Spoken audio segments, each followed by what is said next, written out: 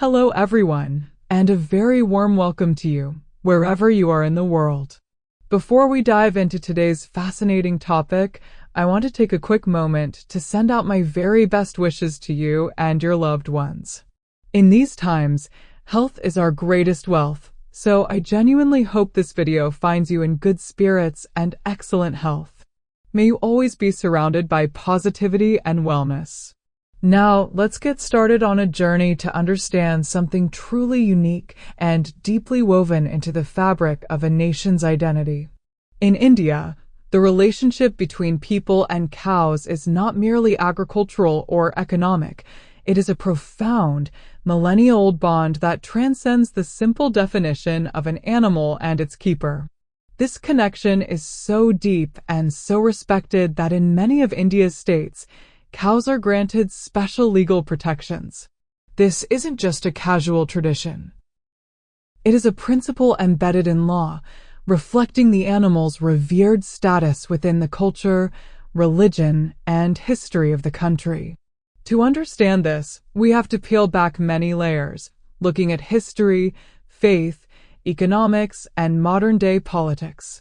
The legal protection of cows in India is a subject that often generates curiosity and sometimes debate, but to comprehend it fully, one must first appreciate the context from which these laws arose. The story begins thousands of years ago in the ancient civilizations that flourished on the Indian subcontinent. From the very early Vedic period, the cow was already being distinguished from other animals. It was not just a source of food, it was a symbol of abundance, of life, and of sustenance. In an agrarian society, the wealth of a person or a kingdom was often measured in cattle. The cow provided the 5 precious products, often called panchagavya, which are milk, curd, ghee, urine, and dung. Each of these had immense value. Milk, curd, and ghee were, and still are, staple nutritional foods.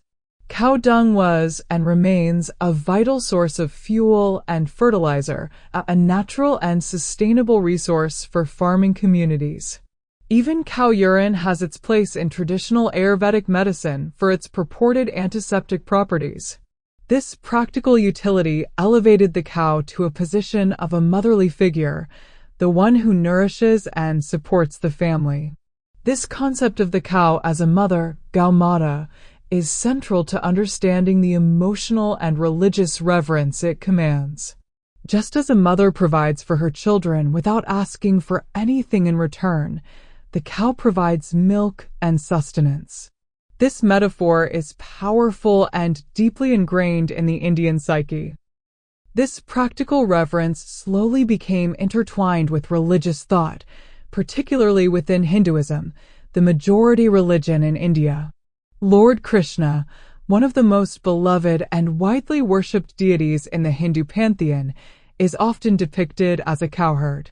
His childhood stories are filled with playful adventures among the cows and his fellow cowherds in the pastures of Vrindavan.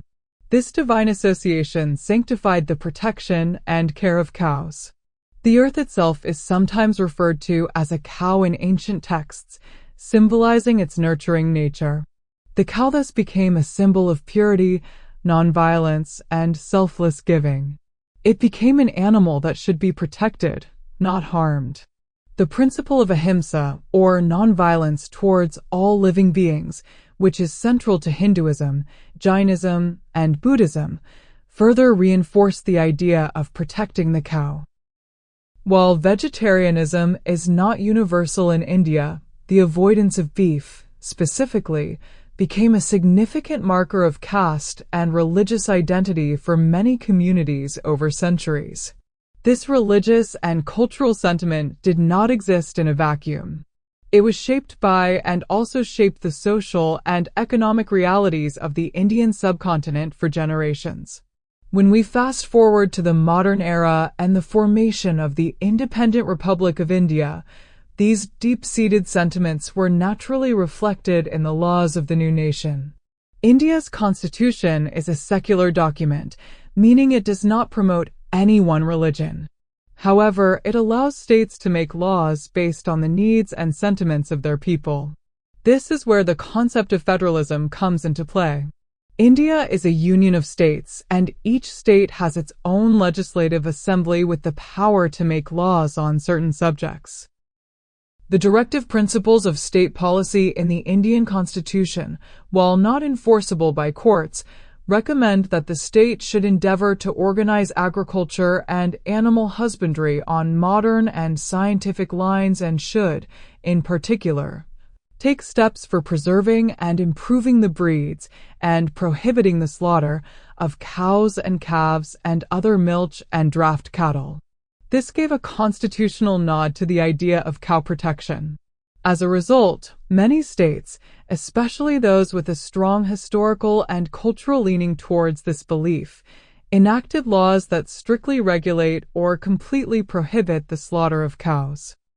The specifics of these laws vary dramatically from state to state, creating a complex legal patchwork across the country.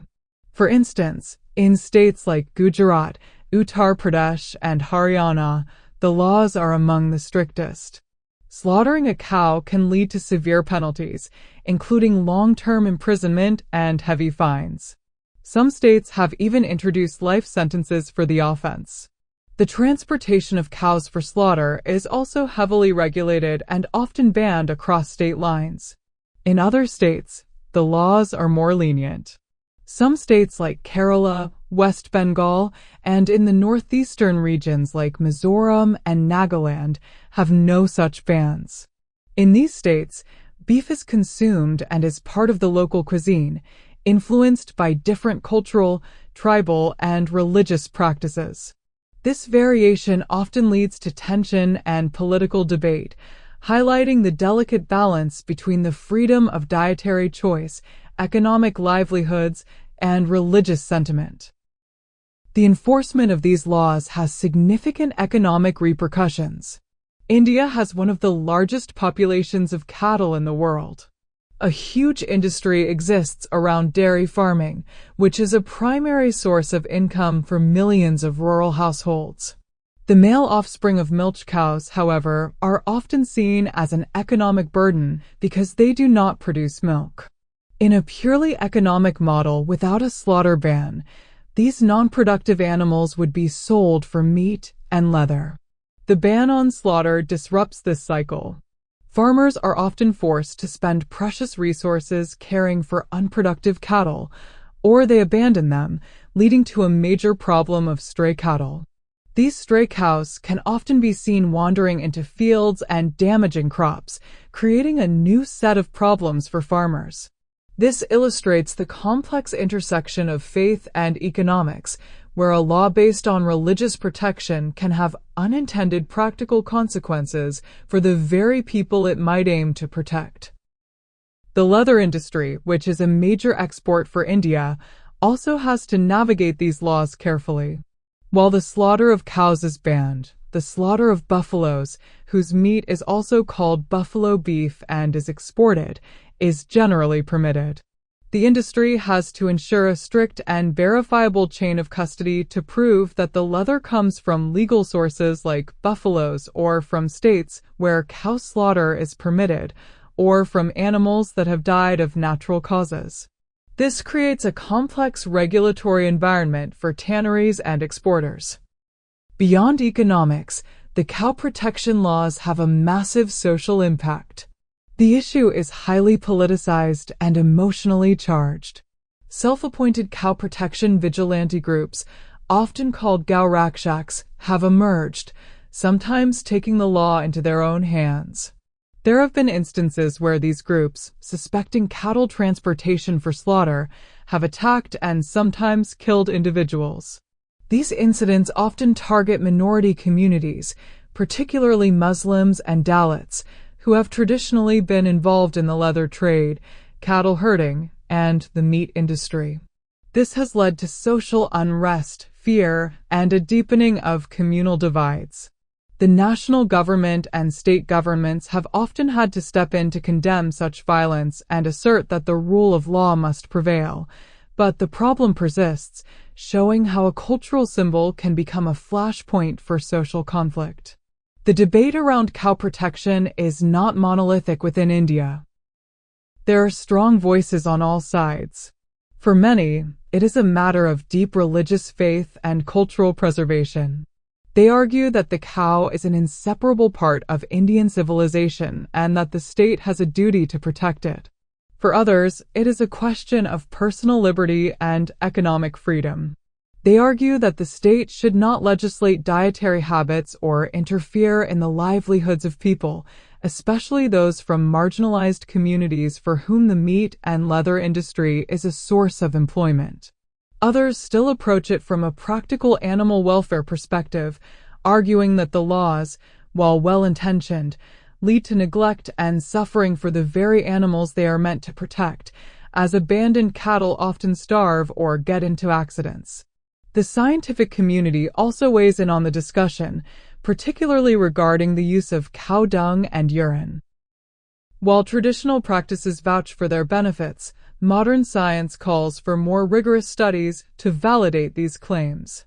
Meanwhile, initiatives are underway to promote sustainable uses of cow products, such as generating biogas from cow dung, which provides clean fuel and helps manage waste, turning a potential problem into an ecological solution. In essence, the legal protection of cows in India is a microcosm of the country itself, diverse, complex, and layered with ancient history and modern challenges.